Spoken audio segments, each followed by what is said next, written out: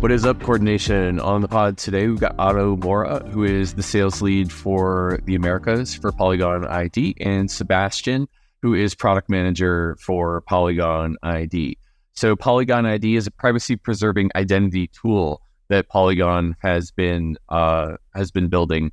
And I think that what's really exciting about this is we can build more trust in Web3 users being humans, unique, compliant, well-reputed, and trustworthy. And that can achieve really green-pilled ends, things like digital democracy, Sybil-proof protocols for dApps, reputation-based DeFi and governance, portable social reputation, private access control, passwordless login, seamless user onboarding. So a lot of things that are regenerative, pro-social, pro-environmental, and pro-user can be built once you have identity layers, because you've got positive sum games that can be bootstrapped when we understand who our counterparties are. And so with those positive sum games and repeat interactions, you can build a more regenerative cryptoeconomic internet. And I think that identity is one of those things where there's great opportunity, but there's also great peril, because you don't want to dox your information into a decentralized, permissionless, immutable network. And so building a privacy-preserving identity layer is something that I think is really high upside for the ecosystem. And Polygon ID is investing a lot of resources into making that happen. So where we want to get to, I think, is a ecosystem in which more users are getting verifiable credentials and soul-bound tokens and decentralized identifiers. And then you've got more dApps who are consuming that information. And that creates a network effect where there's more credentials out there, which is more useful for dApps. And you've got more dApps and people are generating more credentials. And so that's what's called a network effect. How can we build a network effect of more regenerative cryptoeconomic internet to the point where it's growing exponentially and it's unstoppable? And Polygon ID is, I think, stimulating some of that. So that's why I was excited to have Otto and Sebastian on the pod today to talk about Polygon ID. So I think that you're going to enjoy this one if you're into decentralized identity and positive sum games. Enjoy. ValleyDAO is an open global collective working to finance and democratize the governance of synthetic biology technologies to protect the future of our planet. Research and progress into synthetic biology is critically constrained by the world of nation-state regulations and bureaucracy from middlemen. But the potential that synthetic biology has for the world is massive. It can produce a world in total harmony with nature. We can grow stuff using cells like software. It's awesome. And the best part is we no longer have to pull carbon out of the ground to grow and maintain civilization. Don't you think we should be funding this? ValleyDAO does, and that's what they're here to do, to try and make the SolarPunk world of tomorrow a reality today. So join ValleyDAO right now and save the planet at valleydao.bio. Hey, Sebastian. Hey, Otto. How you doing? Hi, thank you. Good to be here. Yeah, excited to talk about Polygon ID today. So how does it work? And maybe Otto, we'll go to you first. Yeah, so Polygon ID is a platform that is aiming to empower users to, be self-sovereign over their credentials and their data. Self-sovereign identity is not something new. Verifiable credentials have been around for some time. But what differentiates us versus other self-sovereign identity platforms out there that have been already attempting to do this in the market is that we allow privacy by default, right? That's kind of what we try to encourage users to have. So you have a set of credentials in your wallet. They'll say, attributes about your identity. Maybe they'll say, this is your, date of birth. This is your country you're a citizen from. This is your credit score, other information. Those credentials are very much like cards that live in your wallet, right? So they're not like, public on the blockchain, but they do have a blockchain anchoring component. They have a hash or a connection to the blockchain in some sense. So that you're able to prove that they're valid. Essentially, that's what they do. And then you'll be interacting with the verifier when you use those credentials, right? So the verifier will gonna ask credentials about those questions about those credentials. So they'll ask questions in the form of, let's say, demonstrate that you're older than 18, right? Or demonstrate to me that you're a citizen of this country, or maybe that you're a member of this club, or perhaps a more nuanced question, demonstrate that your credit score is between 500 and 600. Questions like that, those are the questions that I ask. And so what differentiates us is that we're able to derive zero knowledge proofs from those credentials to demonstrate the validity of the data without revealing the full credential data, right? Because Normally what happens in other, SSI platforms is you'll have to directly reveal the full credential. And in doing so, you'll enable, kind of correlation and tracking and other things that come along with that.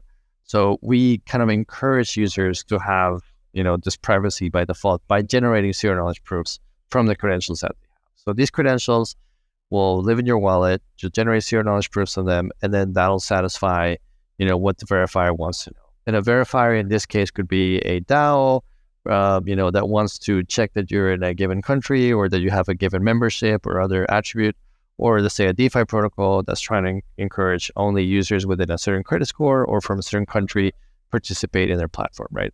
That's essentially what that's doing, right? And then so the credentials live in your wallet, they have a blockchain anchoring, and you're generating these zero knowledge proofs from there, right? So that's like the main thing that we have. And then we have a marketplace where you can kind of get these credentials from a set of issuers, that will kind of be onboarding onto our marketplace, but we can get into that later. That's it. Got it. Well, the thing that most resonated with me about your answer is enabling identity, but doing it in a privacy first way is the most important thing. So you're walking on a knife's edge between releasing information about a user, but also not releasing too much so that it can be correlated and become personally identifiable. And the example that resonates with me is that I walk into a gas station and I want to buy a pack of cigarettes or something, and I have to verify that I'm 18. I want to prove that I'm 18, but without revealing my name and my address so that like the creepy clerk can't look me up on Facebook or something afterwards. So walking that knife's edge between privacy and identity is something that Polygon ID can do with zero knowledge proofs was I think the primary thing that I heard there.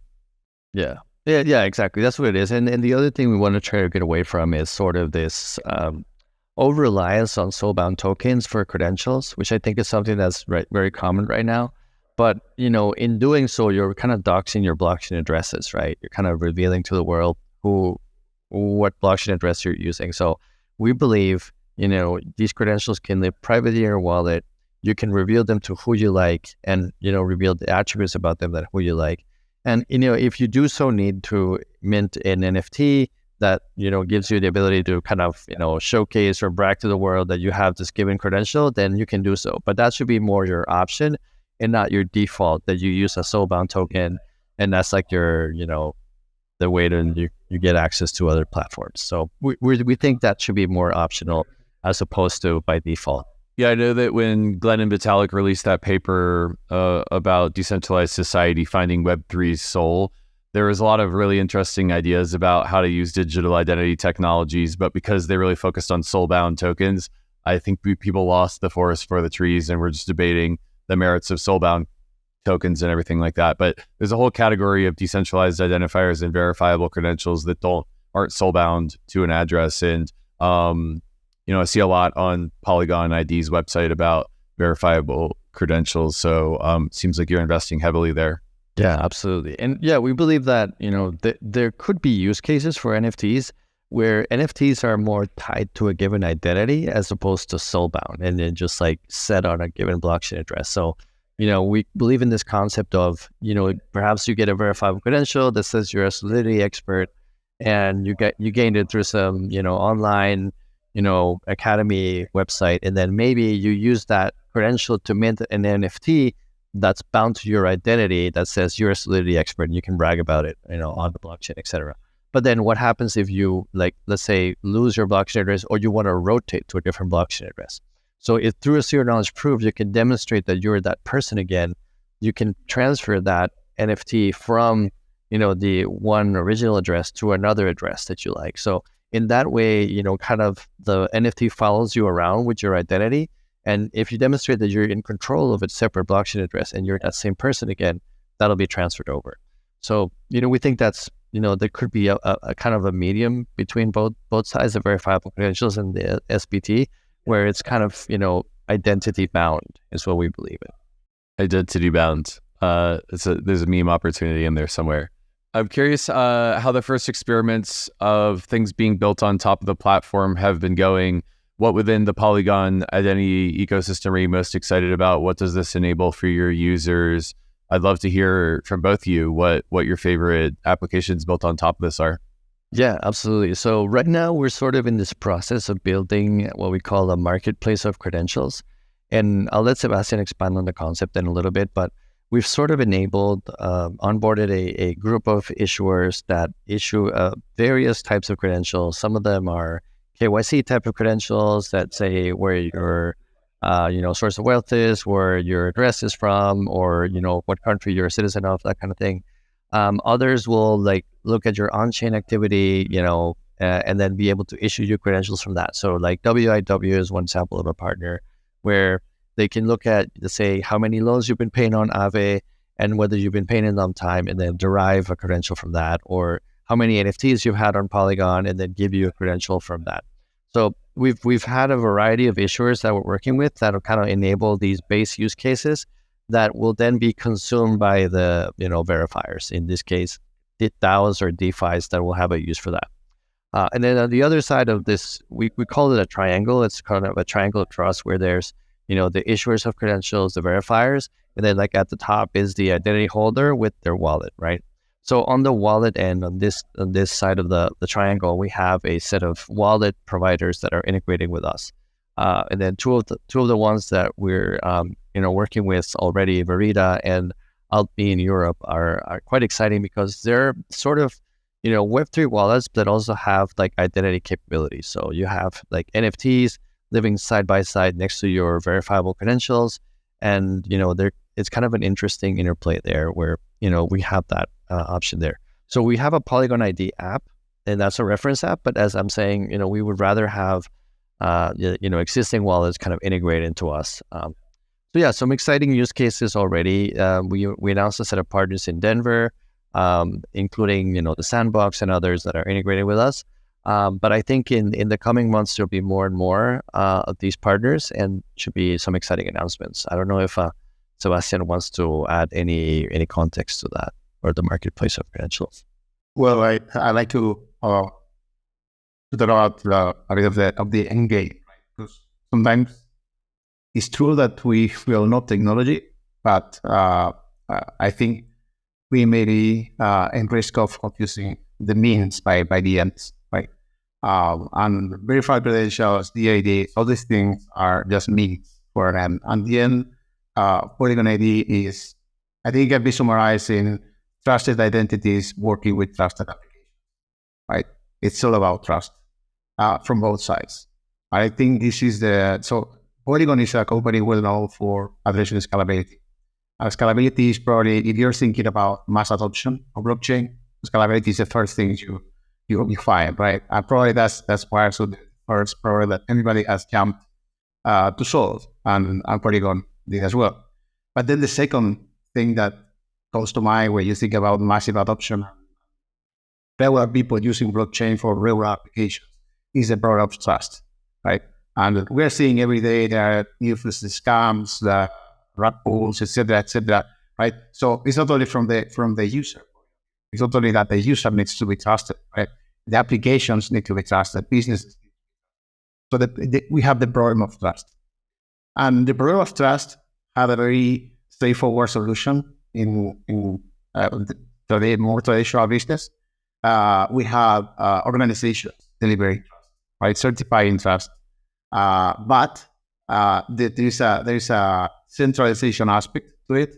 There is a control aspect to it. It implies censorship, and also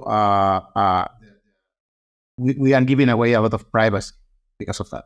So the reason why we have started in Polygon ID focusing on privacy is because Web3 is going to go through some regulation, right? And so part of that may not necessarily be bad thing. It's just that we need to find a way to be compliant without giving away our privacy, without concentrating power, right? But there is no way that we're going to reach mass adoption in the Wild West, right? That's not going to happen. It didn't happen for Web2. It's not going to happen for Web3. People require some security, some certainty. They trust their lives or their transactions or whatever it is they're doing to a new technology. So we are trying to find that perfect match between being able to transfer a certified trust between parties, without the concentration of power and without losing the privacy in the process, right? That is the end game. It's about creating that marketplace or that hub or wherever you got it of trust, where credentials can be issued and consumed, right? With the maximum guarantees of the...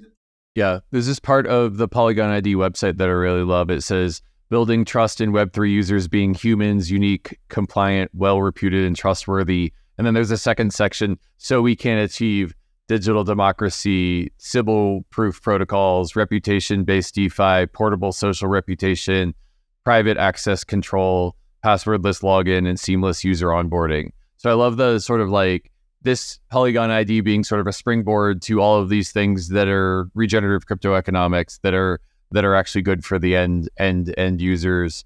And yeah, just positioning it that way, I think, is the way it really resonates in the GreenPilled thesis for me. Right now, if you are following that line of thought, right? Right now, and I think this is the reason why that we are the first ones to tackle the identity, right? There is a lot of companies, as Otto said, we probably have been out there for some time, right? And this is not the first time somebody says the sovereign identity in Web3. But if we take that to the practical level, right? If you are a developer today and you are creating your first DApp, you're getting funding, etc., it's you and 3 more guys, all very technical skilled, right? But then your application has to check for age, right? So, or you have to check for country. Okay, how easy is that? How easy is to find the proper issue? How easy is to sign a contract with that issue? How easy is to pay for it? How easy is to integrate it in your application? Usually, it's not. It's not easy at all. Also, from the user point of view, the experience is at one time, right? They do it for your site. They will have to do it for another site, and then for another site. And each time the process will look different, right? So everybody is using the bad user experience as an excuse not to raise the bar on the trust requirements, right? Since it's difficult to implement, it's difficult for the user, it's not reusable, it's not private. Data is also a liability, right? I start keeping data, that's a liability for a small company, right? So it's all those excuses, right, to keep the bar of the trust quite low and say, you know what, it's the way everybody does it, right? So I think we're having is keeping this hygiene or this good practices on checking on our user or checking on application because it's just the easiest. So our vision, as Otto says, is not only to cover the technical aspect of it. So we are providing now tools for everyone. We're providing tools for issuers, for verifiers, and we keep expanding of the tooling side. But a very important aspect of our vision is also to create this ecosystem, right? Where if you integrate one library, you get immediate access to 100 different issuers with a big repository of credentials, right? That you just can connect to and use, right? Our vision is to simplify the end-to-end process for a developer that wants to raise the bar on the trust of the user. Yeah, thank you. Otto, anything to add there? I mean, I like what Sebastian has. I think that the vision is that, getting a verifiable credential in the end should be as easy as going onto the iTunes store to just download a song. Like it should be as easy as that. Like, I mean, obviously I'm oversimplifying it, but we want it to be like that. Right now, when you want to do a KYC check, you're going to go through a set of contracts and, have to pick a package of KYC credentials. They're going to charge you at least, 5K or more for a set of credentials.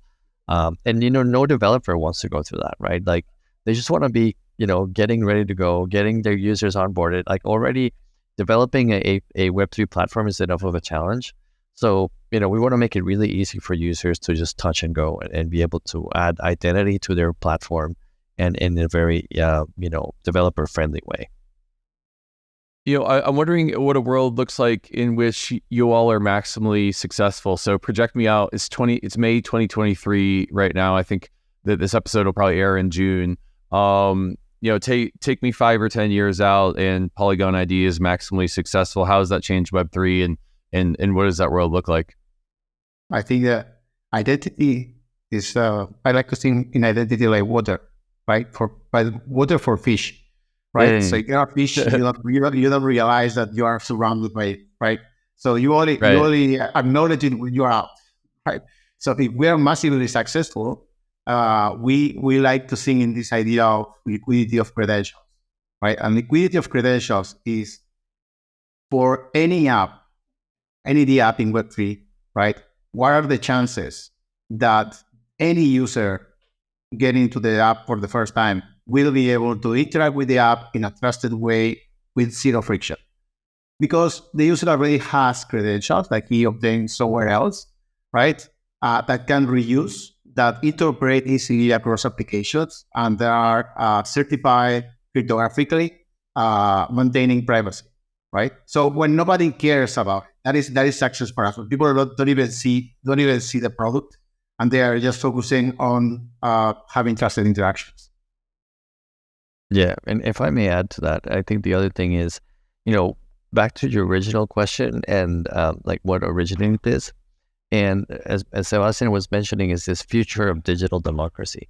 The inspiration for Polygon ID is in fact wanting to do digital democracy. It was founded by people from Catalonia, from Spain, that wanted to enable kind of this digital democracy, experiment idea that they had.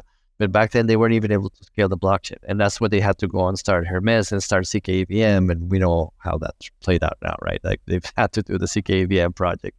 But so to this future of digital democracy, I think, that we get beyond just being able to authenticate that users are humans and that they're from a given country in DAOs and that they're not gaming the voting proposals in DAOs, but that we're going even further.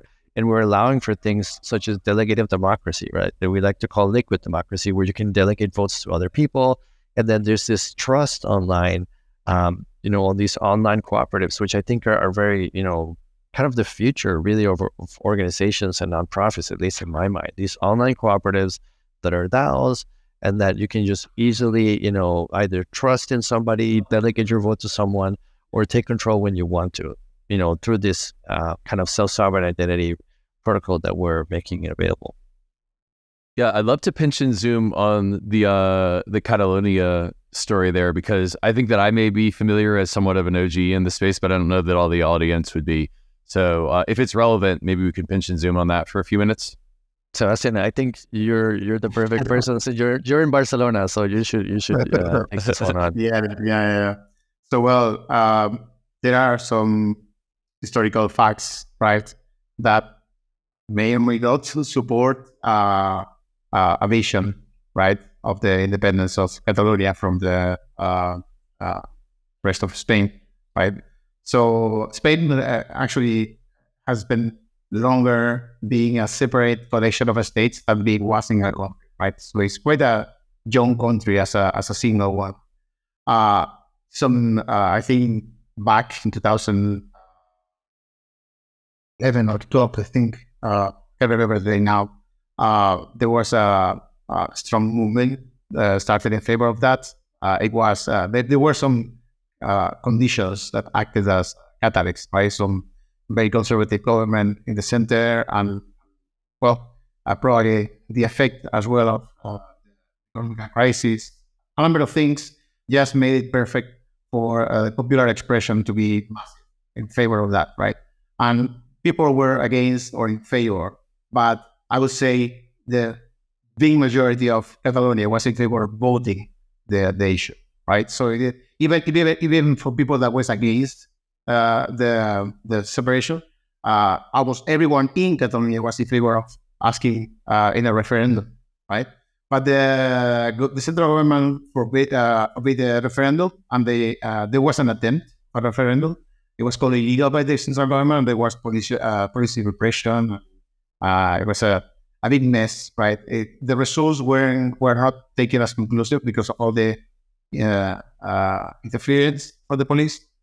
But I think it exposed the fact that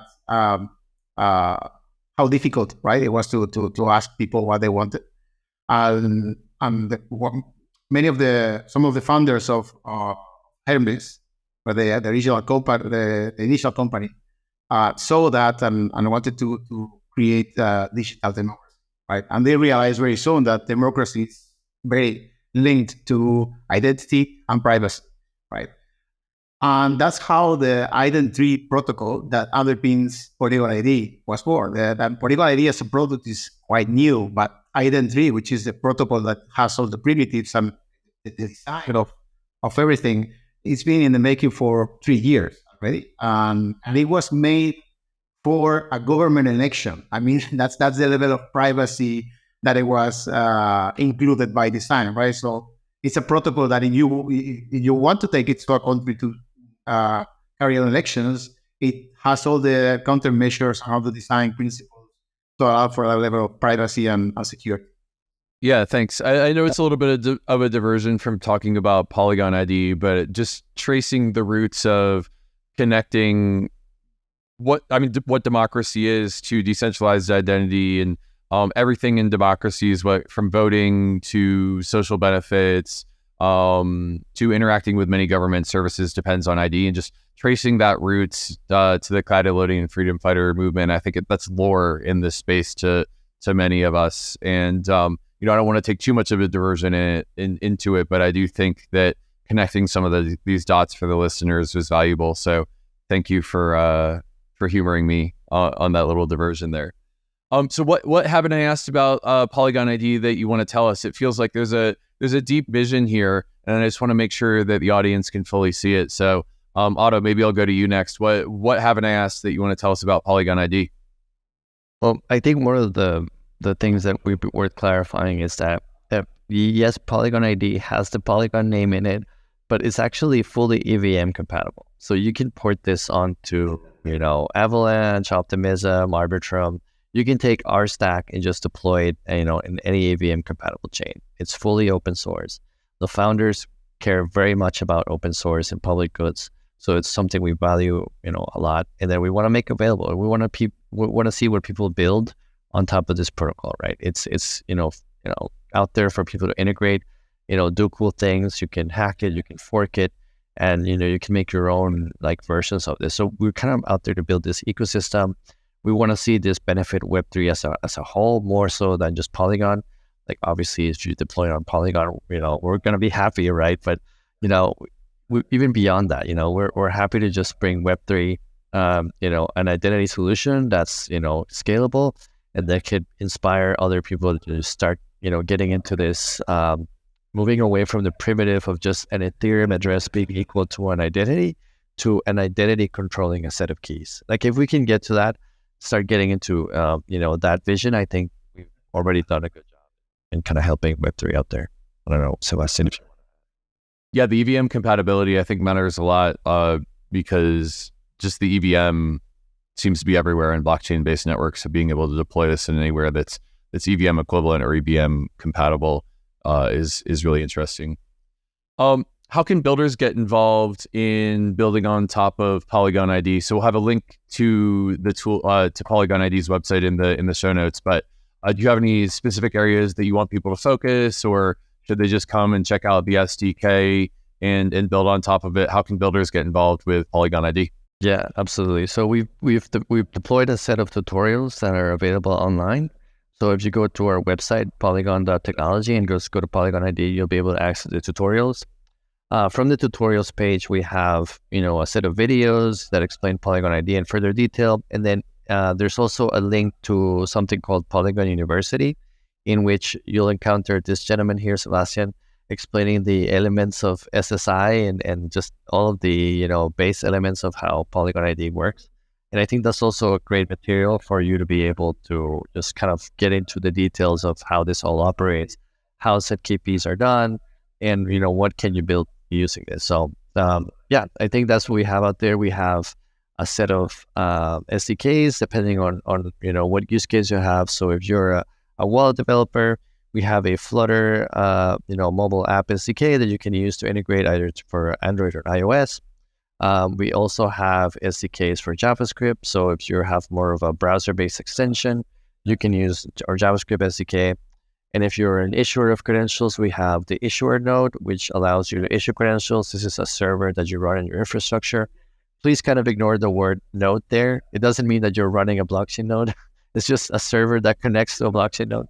And then if you're a verifier and you want to consume these credentials, you can do so either using our JavaScript or Golang libraries, or you can use our sample smart contracts that we have that allow you to kind of verify credentials on chain. So you could develop even, a DAO or a DeFi that based on, some proof that you demonstrate that gets consumed on chain, and then the smart contract takes some action to allow you to get an airdrop or get access to a particular protocol or another thing. So we have kind of the tutorials out there, and we're excited to see what people can build. We have now an ecosystem space in our web page where we are starting to populate all the issuers that are bringing credentials, supporting Polygon ID. So that's a good way to start, right? If you see credentials there that you will use in your applications, then that is the immediate value that you get, right? So because you can be interested in the technology, but in the end, if you're looking for something of value to your application, the ecosystem is where to start. And the second is if you are looking for new use cases or things that you can do now that you were before, right? So ways to expand your application. We allow for something quite cool, which is on-chain verification. That is private verification by your smart contract of verified credentials that are stored locally, right? This is something that wasn't possible before. It's one of the unique features of the product and opens for new use cases, right? Like the most easiest one and the most common one is you could do a KYC airdrop, right? People could just be presenting proof of their credentials to the smart contract and get it the airdrop without revealing any aspect of the personal information, right? But with the full confidence that you will be filtering spammers, bots, etc. So there's a number of things. Every time you introduce one of these features, enable new things, but you have new use cases, and you throw these to hackers, and they will find the ways of using it. So I would say that these are two also nice ways to start. Yeah. So building on top of the SDKs, getting involved in the ecosystem, and also seeing what other ecosystem stuff has been built are things that people should check out. And check out the website link in the show notes. And I'm really excited about the building of network effects here. More people with verifiable credentials is going to mean more apps that want to consume those credentials, is going to mean more people pulling those verifiable credentials. I'm just excited about the network effects of Web3 identity, assuming that it's done in a privacy-preserving, responsible way, of course. But I'm really excited about seeing this ecosystem spin up and more positive sum games, more regenerative uses of crypto being built on top of that. So that's why I'm excited about this episode. And thank you so much for joining the GreenPilled pod. I hope to see Polygon ID grow that ecosystem in the future. Thank you, Sergio. Thank you for having us. Yeah, thanks for inviting us. A big fan of what y'all are doing for Web3 adoption, and looking forward to building side by side with you in the next cycle. All right, peace and love.